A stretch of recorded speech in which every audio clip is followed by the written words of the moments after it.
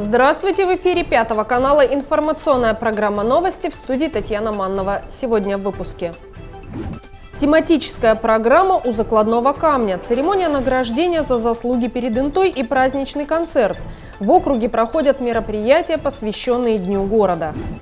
Старожилов города поздравили с Днем добра и уважения к старшему поколению. В здании мэрии для пожилых людей накрыли праздничный стол и организовали концерт. Я прививок не боюсь, если надо, уколюсь. В преддверии эпидсезона горожане активно вакцинируются. Настоящий спортивный праздник для любителей оранжевого мяча. Юные баскетболисты из Инты и Усинска сразились в товарищеских матчах. 4 октября Инта отмечает 68-й день своего рождения.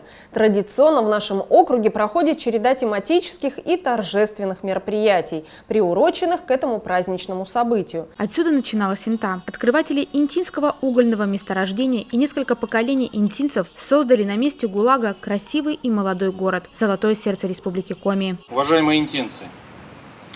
История города началась с того времени, как здесь было обнаружено месторождение каменного угля. Именно поэтому традиционно в день рождения города Инты все мероприятия мы начинаем отсюда, с закладного камня, первопроходцам углеразведчикам. Это дань уважения тем, кто разрабатывал месторождение, кто строил шахты, кто возводил дома, всем тем, кто вложил свою душу в становление города, в становление Инты, той, которую мы знаем, которую мы любим.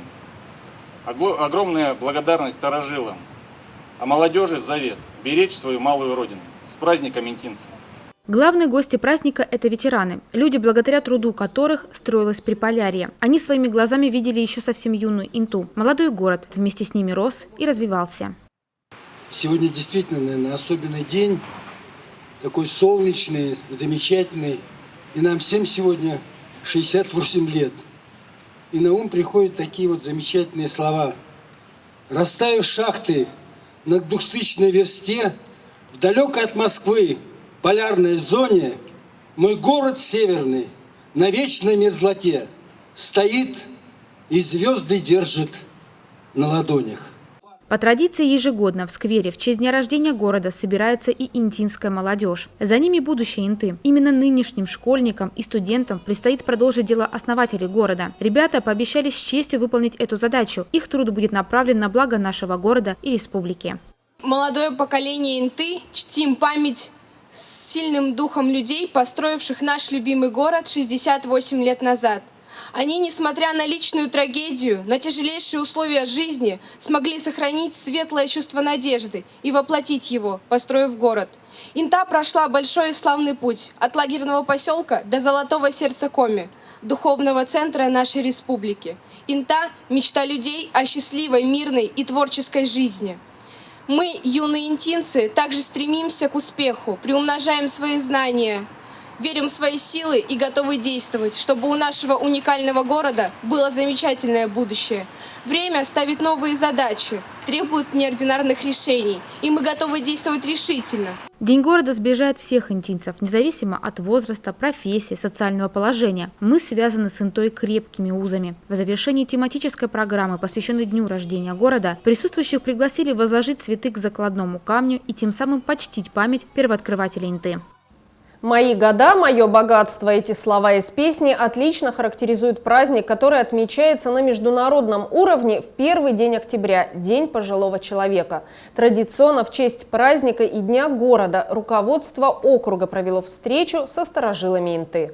Ветераны Инты – это люди, которые строили и развивали наш город. Многие из них ведут активный образ жизни и продолжают делиться с молодым поколением своим опытом и знаниями. Именно такие старожилы пришли 1 октября в здание администрации. Лидеров и активистов городского совета ветеранов собрали за праздничным столом. В День пожилого человека их чествовало руководство округа.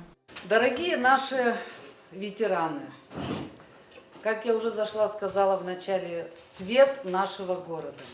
Благодаря вам красивые эти дома, чистые широкие улицы. И Инта, вот она у нас зимой, летом, весной, осенью, она всегда у нас светится. А светится она от чего? от того, что живут у нас такие прекрасные люди, у которых горят глаза, улыбка всегда на лице, и они своей улыбкой, своими горящими глазами освещают наш город. Я поздравляю вас с Днем нашего города. Самый лучший город в Российской Федерации, честно вам скажу. Люблю, родилась здесь, живу здесь и не собираюсь никуда уезжать, честно. Люблю, обожаю свой город, поэтому желаю нашему городу, чтобы он был счастливым, солнечным, добрым и долголетия нашему городу. А вам счастья, самое главное, крепкого здоровья, улыбок, хорошего настроения, позитива, и чтобы каждый день приносил вам только радость. Сегодня, к сожалению, глава не смог сам присутствовать. Владимир Алексеевич Киселев находится в командировке, но он сегодня утром не позвонил. Он знает, что мы сегодня собрались, и передал самые-самые теплые слова благодарности вам за ваш труд, за вашу твердую жизненную позицию, за то, что вы у нас такие сильные, крепкие, и что у вас всегда есть желание учить нашу молодежь. Мы гордимся вами. Бытует мнение, что старость – это золотое время. Осень, как известно, тоже называют золотой порой. Поэтому и было решено выделить старшему поколению специальный день в самый разгар осеннего сезона – 1 октября. Сегодня 1 октября, праздник пожилых людей, людей пожилого возраста. Но, как сказала однажды Валентина Евгеньевна, мы как-то сидели и говорит: пожилые, почему это мы пожилые? Мы молодежь серебряного возраста. Старость не таит в себе несчастья. Каждый возраст стоит пережить. Мудрость, опыт, знания – вот богатство, то, что внукам надо дарить. Будьте вы здоровы бесконечно, счастливы живите целый век. С днем вас, пожилого человека, молодой душой и сердцем человек. Ветераны очень рады получать приглашение на подобные встречи. Они с огромным удовольствием приходят на такие торжества. А чтобы скрасить день и придать ему особое праздничное настроение, для пришедших выступали солисты Дворца культуры и техники.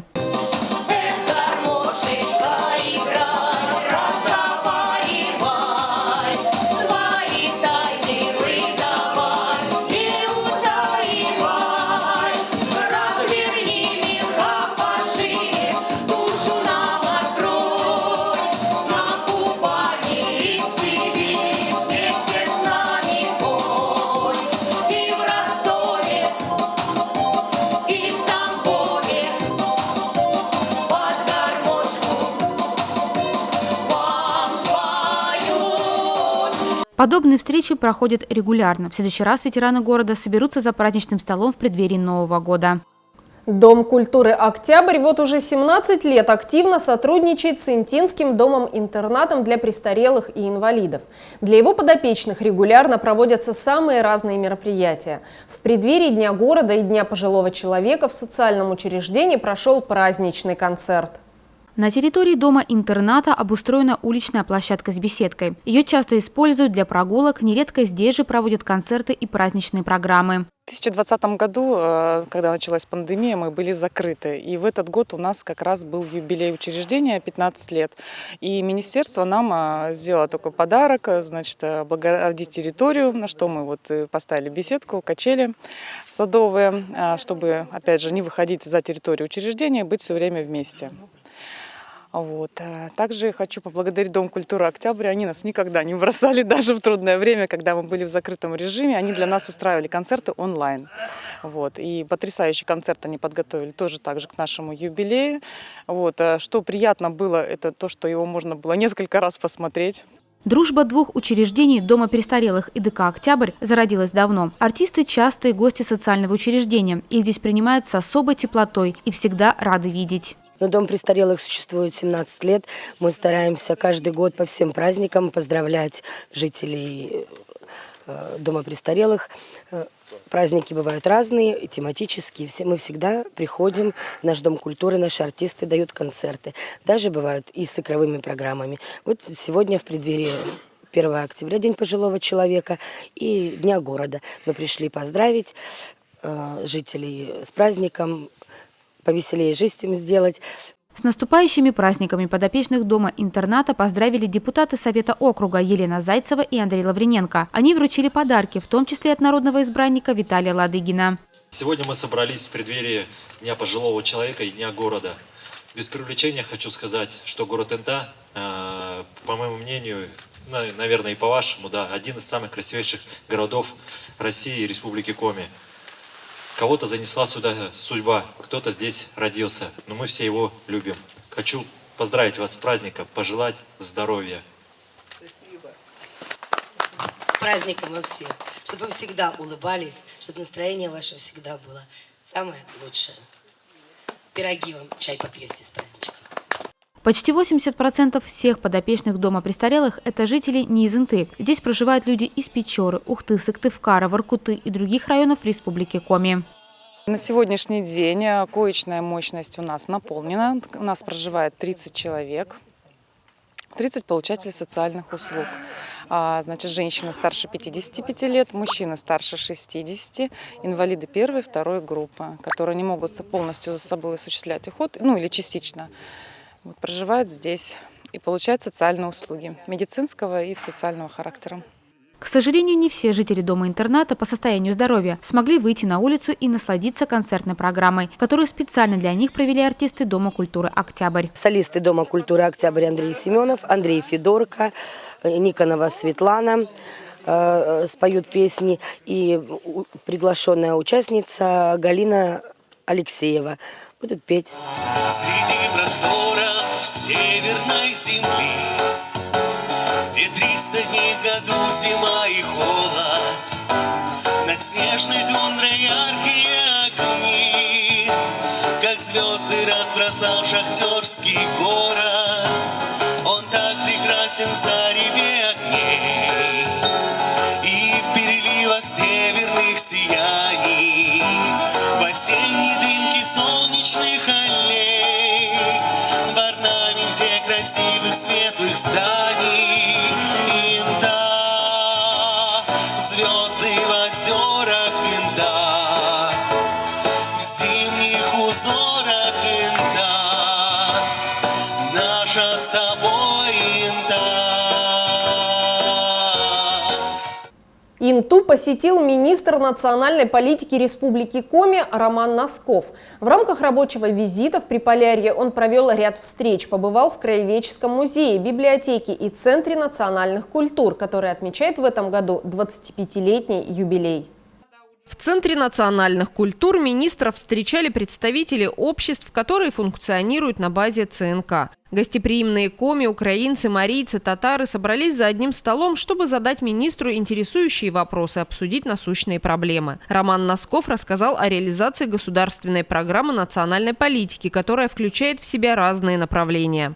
Кроме фестивалей, песен, плясок национальных, мы занимаемся еще достаточно большим количеством направлений. Сейчас очень актуально стала работа с мигрантами, которые в нашу страну приезжают, в том числе, ну и в первую очередь, наверное, это граждане, которые приезжают с ЛНР, с ДНР,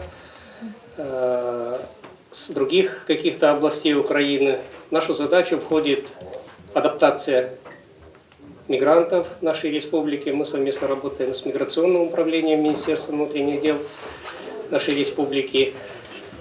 По украинцам мы с диаспорой украинской договариваемся, помогаем в переводе документов, те, которые нужны после прибытия в нашу страну.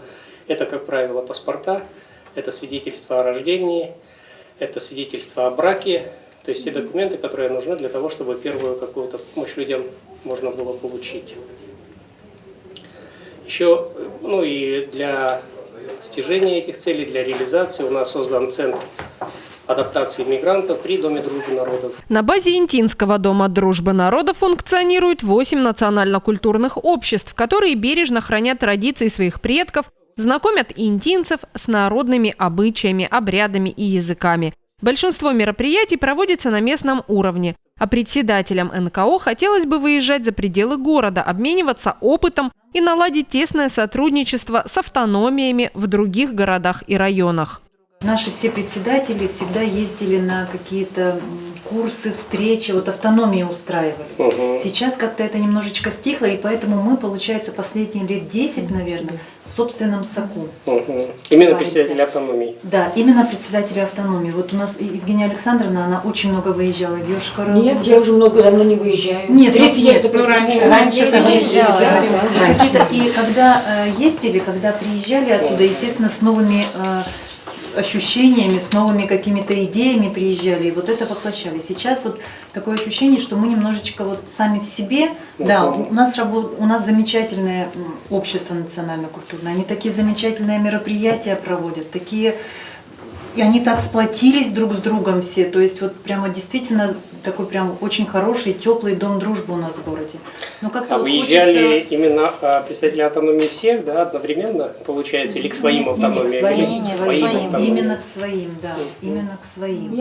Центр национальных культур был создан в Инте в 1997 году в соответствии с постановлением главы администрации. Торжественное открытие Дома дружбы народов состоялось в марте 1998 года. Сегодня ЦНК осуществляет свою деятельность по нескольким направлениям, ведущим из которых является национальное. Именно здесь сохраняются и развиваются разные культуры и традиции во всем жанровом многообразии. Интинский Дом дружбы проводит огромное количество массовых театрализованных праздников и представлений, народных гуляний, свадебных обрядов и ритуалов в соответствии с национальными обычаями. Творческий коллектив Центра постоянно участвует в различных фестивалях, конкурсах, концертах. В Доме дружбы регулярно организовываются выставки и всевозможные культурно-массовые мероприятия. Несмотря на тесное сотрудничество со всеми образовательными организациями Инты, молодежи в национально-культурных обществах катастрофически не хватает.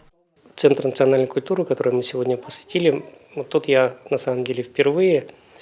Мы видим его чаще по отчетам и сводкам, которые нам в министерство приходят с муниципальных образований, а здесь удалось и пообщаться с руководителями национальных культурных автономий, с директором центра. Мы прошли, считаю, что центр большой, удобный для города, очень хорошее место, где могут собираться сегодня люди разных национальностей и реализовывать различные свои проекты. Что надо сделать для того, чтобы мы как раз об этом и говорили сегодня с руководителями автономии, что надо сделать, чтобы новые искорки какие-то появились, новая жизнь вдохнулась. Надо, наверное, прежде всего искать подходы к молодежи. Молодежи, привлекать их. Инта сегодня такой же многонациональный город, как и вся наша республика, поэтому люди всех национальностей должны, с моей точки зрения, жить и работать сообща на своей малой родине для того, чтобы жизнь здесь была комфортной и удобной для всех. В рамках рабочего визита в Инту министр национальной политики Республики Коми также провел встречу с представителями интинского представительства межрегионального общественного движения «Коми-Войтер». Побывал в Краеведческом музее и Центральной библиотеке, пообщался с коллективами культурных учреждений. Перед отъездом в Сыктывкар для Романа Носкова организовали экскурсию по городу. Город оставляет впечатление небольшого, очень уютного, чистого города. Наверное, в таких городах очень хорошо жить, мне кажется. Мы посмотрели все практически, наверное, достопримечательности города, в том числе башню, площадь Шахтерской славы. Мы посетили Краеведческий музей, где узнали об истории Инты, от ее заселения, еще не Инты, а территории, и до сегодняшних дней. Впечатления очень хорошие.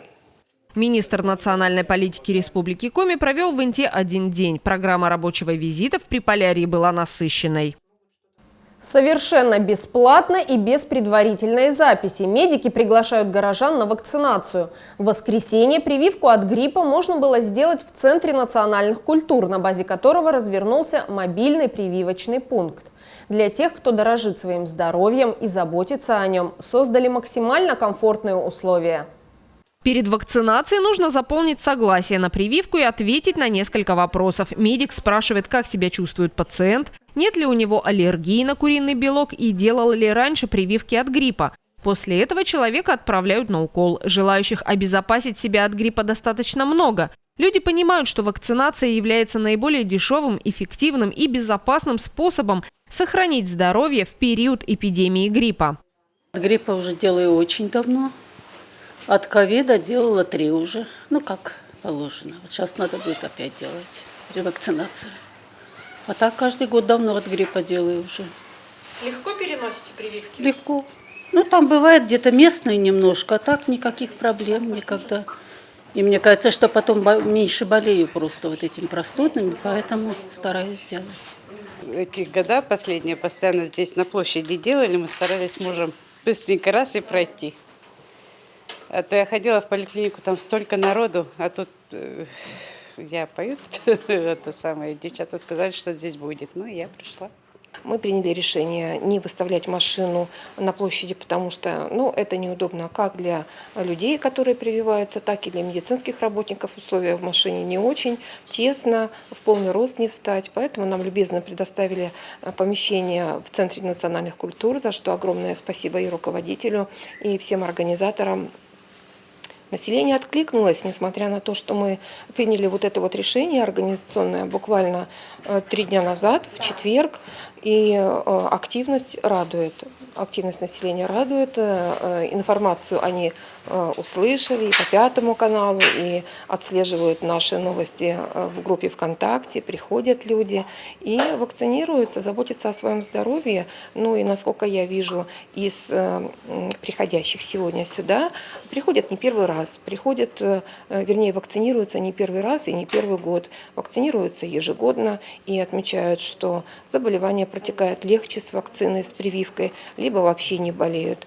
Так что действительно это очень эффективное мероприятие, и мы рады, что население уже ответственно к этому относится и уже с годами сделали правильные выводы, что действительно это эффективно и действительно это необходимо. Несколько интинцев, пришедших в воскресенье в Центр национальных культур, хотели сделать прививку еще и от ковида. У многих подошел срок ревакцинации. Медики посоветовали горожанам обратиться в прививочный кабинет поликлиники номер 1, который работает в будни и по субботам. Здесь осуществляем вакцинацию только от гриппа, потому что ковидная вакцина, она требует особых условий хранения. Она хранится при очень низких температурах, от минус 18 градусов. Здесь, конечно, мы это соблюсти не можем. Ну и потом вот эта вакцинация выездная от гриппа, она же здесь временная. Вот поэтому мы решили здесь уже от ковида не прививать. Но в субботу, пожалуйста, работает первая поликлиника с 10 до 12. И мы прививаем и от гриппа, и от ковидной инфекции. И там, кстати, тоже активность населения очень высокая. Я сама работаю по субботам в поликлинике. И с каждой субботой, с каждым разом людей все больше и больше. Приходят без напоминания, приходят самостоятельно, активно. И люди пенсионного возраста, не работающие. Приходят и инвалиды, приходят, те, которые могут прийти, разумеется. Приходят и работники образовательных организаций, совершенно любых других организаций. Очень активно население откликается на нашу работу в выходные дни.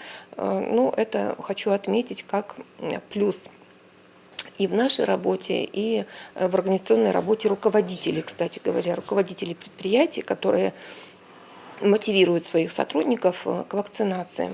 Путь к прививке быстрый и необременительный. Чтобы принять участие в вакцинации от гриппа, при себе не обязательно иметь паспорт и медполис. Врачи документы не требуют. Решительным и дальновидным предпочитают не отказывать в медицинской процедуре. Тем, кто еще не сделал прививку, следует поторопиться и вакцинироваться до эпидемического подъема заболеваемости.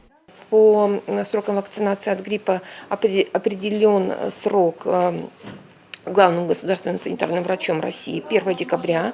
То есть до 1 декабря рекомендовано завершить прививочную кампанию от гриппа и привить подавляющую часть населения нашей страны, и в каждом муниципальном образовании в частности. Интинцы охотно прививаются. За последние пару недель темп вакцинации увеличился в несколько раз. Горожане осознанно принимают решение о необходимости прививки от гриппа. Согласно статистике, более 80% привитых надежно защищены от гриппа, и у них нет серьезных осложнений. месте инъекции может возникнуть покраснение, уплотнение и болезненность. Если поднимется температура, принимаем парацетамол или любое жаропонижающее, которое есть у вас дома, которое вам помогает. Сегодня в баню не ходить, мыться можно под душем, мочалкой это место не тереть сегодня. Ну, в принципе, дальше уже по ситуации. Прививку хорошо переношу. Самая первая когда-то прививка была тяжелая, просто тяжелая. Но потом, когда вот стала болеть гриппом, я тяжело, на самом деле очень тяжело болела. Ну и стала делать прививки, и вот на самом деле переношу эти гриппы намного легче. А так вот, когда болела по 2 недели, аж не встать, ничего делать не могла. Вакцинация проводится инактивированными вакцинами, которые не содержат живого вируса и не могут привести к заболеванию. Проблем, связанных с нехваткой вакцины, в Интинской центральной городской больнице нет. Прививки доступны каждому.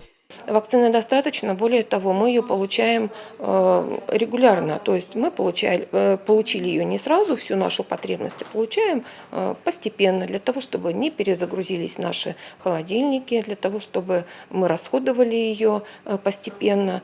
То есть мы уже получили 3 поставки вакцины, и как-то очень хорошо получается, что по мере расходования мы получаем вновь следующую партию вакцины. И для детей вакцина есть в достаточном количестве, и для взрослых.